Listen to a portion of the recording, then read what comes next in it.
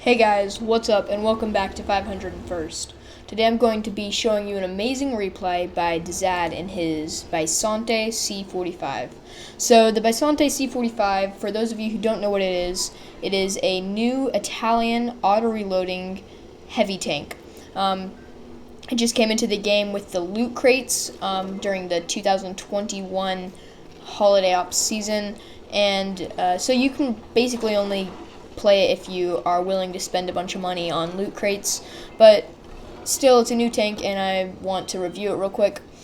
So as you can see right away, it has a kind of odd reloading system. For those of you who don't know what an auto reloading system is, it is basically an autoloader, but if you fire off a couple shells, they will reload even if you still have more shells in the magazine, which makes it very handy to be able to fire some. If you want to fire all your shells, then you can just fall back and reload, or if you just want to fire a couple, and then you can reload one or two, then fire again. And as you can see, the more shells that you have, the shorter your reload for all the rest of the shells will be. So he spots the object 704. He does put one shell into him. The UDES is aiming at him. He misses one shell. He blocks 240 damage from the UDES and puts in a shell. So the UDES 03 is probably done now. He wasn't fast enough to get into position before all the heavies got there. And it looks like, yep, he's gone. So another great thing about this tank is its 10 degrees of gun depression and its sturdy frontal turret armor. So what you can do right here is get yourself on a nice ridge line, and with 10 degrees of gun depression, basically block everything that has that doesn't have amazing pen, and block every shell that they fire at your turret. Maybe not this object 704. We'll just have to see, as it is a tier 9 with an incredibly high caliber gun. There is two enemy heavies on Dizad's right. Hopefully his friends will be able to take care of them. Okay, so the object 704 is coming out from behind the rock. As you can see, this tank takes a very, very long time to reload all of its shells. So if you don't really love really long reload, then maybe this isn't the tank for you.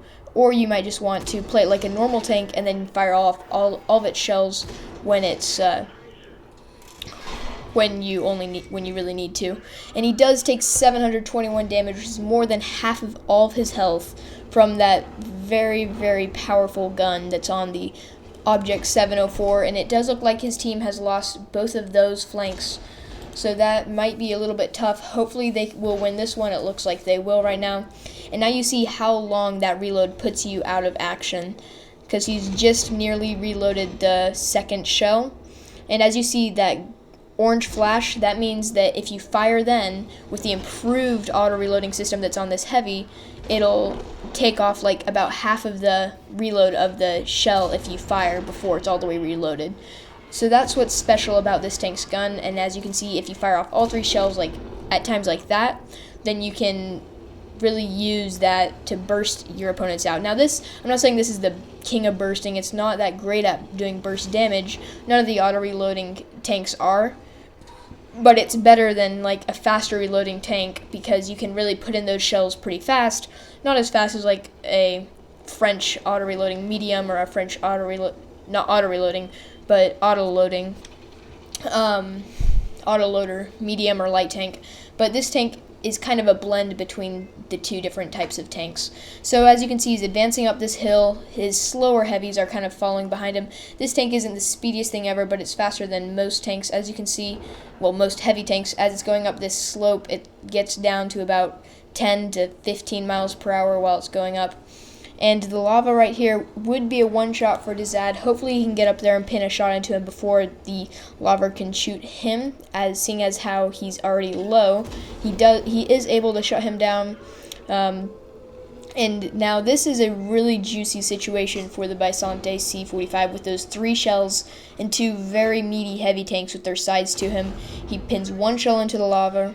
Well, the platoon mate of the lava, who is also a lava, so yes, it's still a lava. I hope I'm pronouncing that right.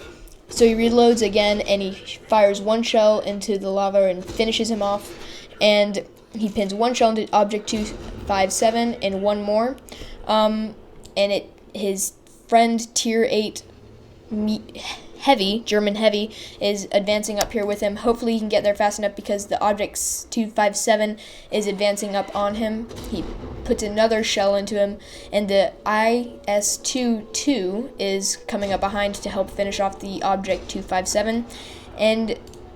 But this might be a little bit disastrous. The Standard B is advancing up behind him. This is an auto-reloading Italian medium. He doesn't see him until the last second. Luckily, the Standard B only had one shell reloaded, so he could only shoot one more in. The Standard B could finish him off with just one more shell. Hopefully, he can pin a shot in.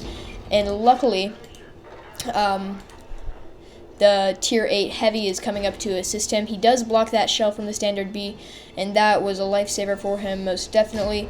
But luckily, the Tier 8 Heavy comes up, and Zad is able to finish him off. So now at this point, he's up to 6,100 damage, 1,040 block damage, and 881 spotted damage in a low tier matchup.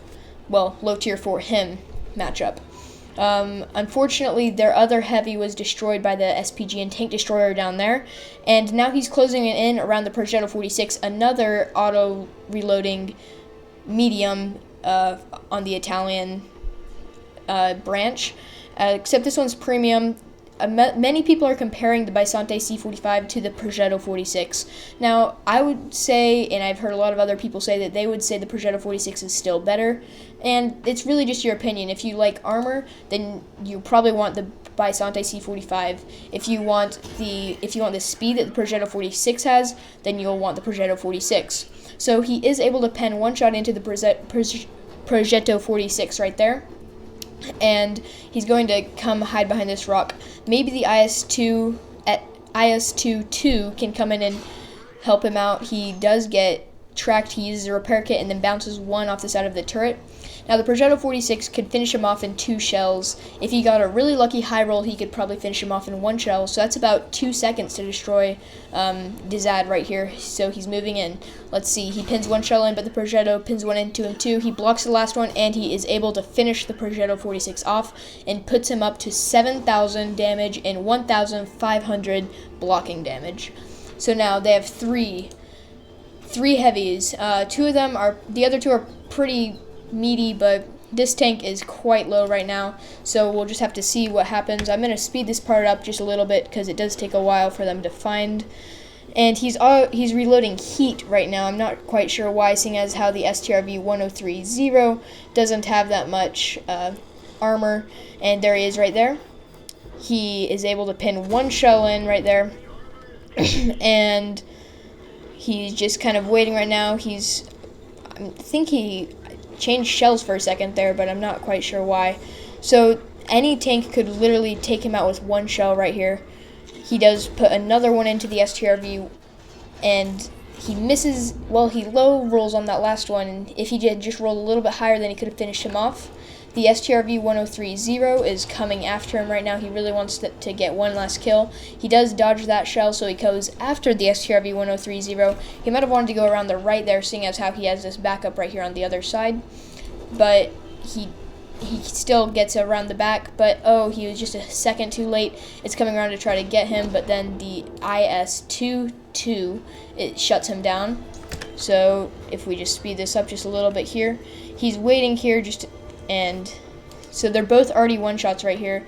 So he's just kind of waiting. He doesn't want to die, not blow this great round that he's had, 8,000 damage. And then he sees him, and both of those tanks kill each other at the exact same time. And that is the end of Zad's great battle. So let's go ahead and see the after-battle stats. He got 8,160 damage, 6 kills, 1,520 blocking damage, and 881 spot damage. And the IS-22 on his team got 2,500 damage. Let's check his medals real quick. That gives him a mastery badge and a bunch of other medals, but also a Spartan for surviving a ricochet or non-penetrating shell from an enemy player, and he has 10% of his hit points left, and he needs to survive. He got high caliber and Top Gun. So really great replay. He also got 243,574 credits. That's also probably with the holiday ops that's going on right now, which can really boost your credit making. That is with premium. Without premium, he would have gotten 100,000 less, but still a really great round. If you like this video, please like and subscribe. If you have any questions or you'd like me to feature one of your replays, please comment or use my email, which is in the description below, and we'll see you next time.